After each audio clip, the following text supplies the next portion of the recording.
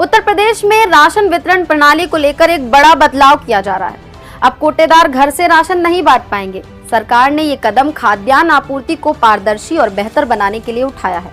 इस व्यवस्था के तहत अन्नपूर्णा भवन नाम से स्थायी और बहुउद्देशीय केंद्र बनाए जा रहे हैं, जहां राशन वितरण का पूरा काम होगा। यूपी के बरेली जिले में मनरेगा और ग्राम निधि से तैयार सरकारी मॉल अन्नपूर्णा की गूंज पूरे प्रदेश में सुनाई दे रही है। मुख्यमंत्री योगी आदित्यनाथ ने बरेली के अन्नपूर्णा मॉडल को उत्तर प्रदेश में लागू कराया है। प्रदेश में सबसे तेजी के साथ अन्नपूर्णा सेंटर तैयार करने का रिकॉर्ड भी बरेली के नाम दर्ज हुआ है। बरेली में 72 अन्नपूर्णा सेंटर पर ग्रामीणों को सरकारी राशन के साथ साथ आय, जाति, आवास प्रमाण पत्र बनवाने समेत कई सुविधाएं मिल रही हैं। दरअसल सरकार का मानना है कि घर से राशन बांटने की पुरानी व्यवस्था में कई खामियां थी। इनमें पारदर्शिता की कमी और भंडारण की असुरक्षा जैसी समस्याएं प्रमुख थी।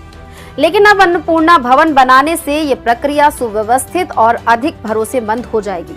प्रदेश में 3213 अन्नपूर्णा भवन बनकर तैयार हो चुके हैं, जबकि 1630 अन्नपूर्णा भवनों का निर्माण कार्य जारी है। अन्नपूर्णा भवन योजना का मुख्य उद्देश्य खाद्यान्न वितरण को घर घर के बजाय एक स्थायी और सुरक्षित स्थान पर केंद्रित करना है। इन भवनों में न केवल राशन का भंडारण किया जाएगा, बल्कि अन्य सरकारी सेवाएं भी प्रदान की जाएंगी। ये व्यवस्था ग्रामीण और शहरी दोनों क्षेत्रों के लिए समान रूप से लागू होगी। इस बदलाव की जरूरत पड़ी क्यों, ये भी समझ लेते हैं। दरअसल पहले कोटेदार के घर में राशन बांटने की प्रक्रिया में कई समस्याएं थी।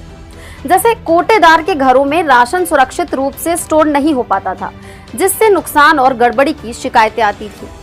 घर से वितरण में सही लाभार्थियों तक राशन पहुंचाने में कई बार समस्याएं होती थी। संकरी गलियों में स्थित दुकानों तक पहुंचना और राशन लाना आम लोगों के लिए मुश्किल होता था। प्रदेश सरकार द्वारा बनाए जा रहे अन्नपूर्णा भवन केवल राशन वितरण तक सीमित नहीं रहेंगे, बल्कि यहाँ अन्य महत्वपूर्ण सेवाएं भी उपलब्ध कराई जाएंगी। जैसे भवनों में बन रहे CSC सेंटर में आय, जाति प्रमाण पत्र, जन्म मृत्यु सर्टिफिकेट जैसी सर्विस, बिजली बिल भुगतान और इंटरनेट सेवाओं का उपयोग, जनरल स्टोर के माध्यम से दैनिक जरूरतों की चीजों की बिक्री। भवनों में CCTV कैमरे और इंटरनेट की व्यवस्था होगी, जिससे पारदर्शिता सुनिश्चित हो सकेगी। इन भवनों का निर्माण मनरेगा योजना के तहत किया जा रहा है, जिससे ग्रामीण क्षेत्रों में रोजगार भी उपलब्ध हो रहा है। सभी पूर्ति निरीक्षकों को निर्देश दिए गए हैं कि वे उपयुक्त भूमि का चयन तेजी से करें। 80,000 उचित दर की दुकानों को अन्नपूर्णा भवन के रूप में विकसित करने का लक्ष्य रखा गया है।